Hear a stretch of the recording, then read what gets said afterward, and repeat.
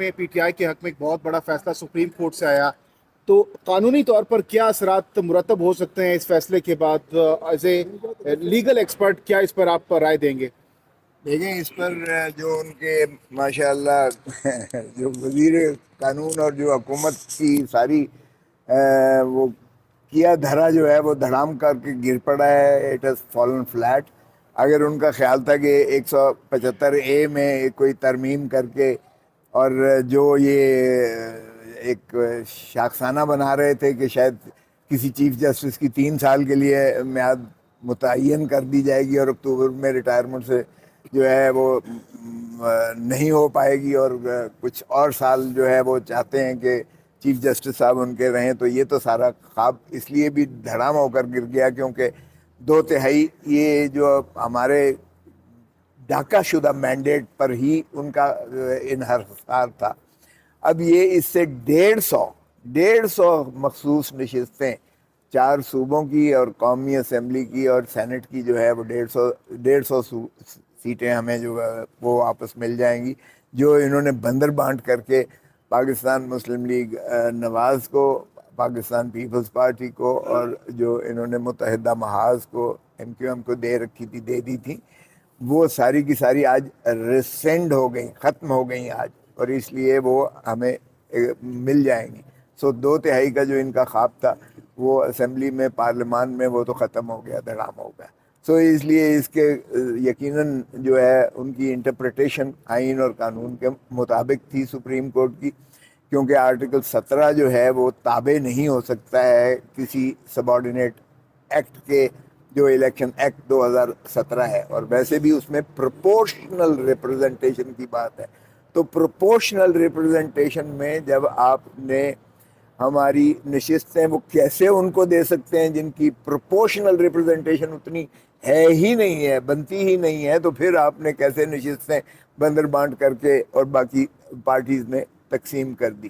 اور ویسے بھی پولیٹیکل پارٹی کی 3 دن کے اندر وہ بھی نفی ہو جاتی ہے کہ آپ اگر آزاد بھی الیکشن لڑتے ہیں تو 3 دن کے اندر آپ کو پولیٹیکل پارٹی جوائن کرنی پڑتی ہے، پارلیمانی پارٹی نہیں. پولیٹیکل پارٹی جوائن کی ہم نے 3 دن کے اندر جو ہے سنی اتحاد کے، اور اس کے بعد جو ہے پھر وہ اس میں بھی لکھا ہوا ہے کہ پروپورشنل ریپرزنٹیشن پولیٹیکل پارٹی کے حساب سے ہوگی، پارلیمانی پارٹی کا وہیں کہیں ذکر نہیں ہے. اور پارلیمانی پارٹی اور پولیٹیکل پارٹی کی تشخیص خود سپریم کورٹ اس کا فرق آلریڈی دے چکی ہے، فیصلہ دے چکی ہے. جو آپ نے دیکھا کہ پرویز الہی صاحب کے اور شجاعت صاحب کی جو تکرار ہوا تھا، جس میں چودھری شجاعت نے کہا تھا کہ میں نے یہ فیصلہ نہیں کیا، اور جو پرویز الہی جو پارلیمانی پارٹی کا سربراہ تھے اس وقت، انہوں نے کہا کہ ہمارا یہ فیصلہ تھا.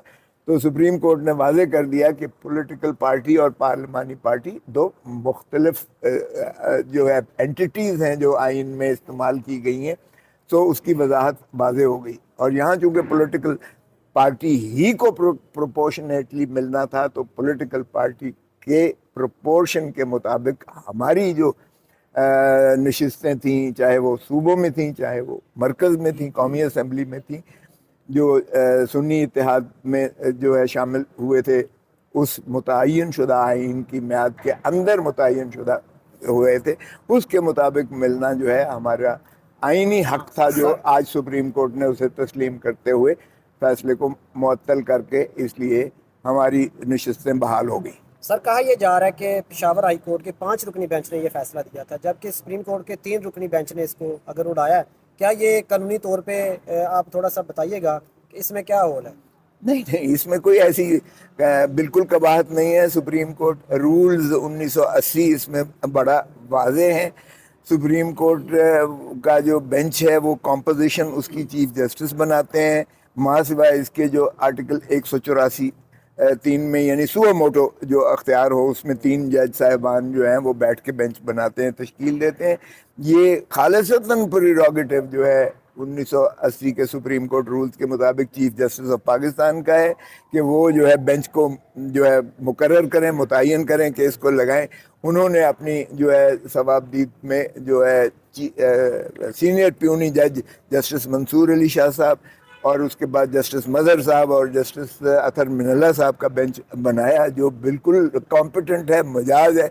اس میں اگر سپریم یعنی ماتحت عدالت کے یا ہائی کورٹ کے 5 جج ہوں یا فل کورٹ بھی ہو چاہے ہائی کورٹ کی، لاہور ہائی کورٹ کی یا پشاور ہائی کورٹ کی یا کراچی ہائی کورٹ کی یا بلوچستان ہائی کورٹ کی، اس کو بھی یہ بینچ جو ہے سپریم کورٹ میں معطل کر سکتی ہے، سن سکتی ہے.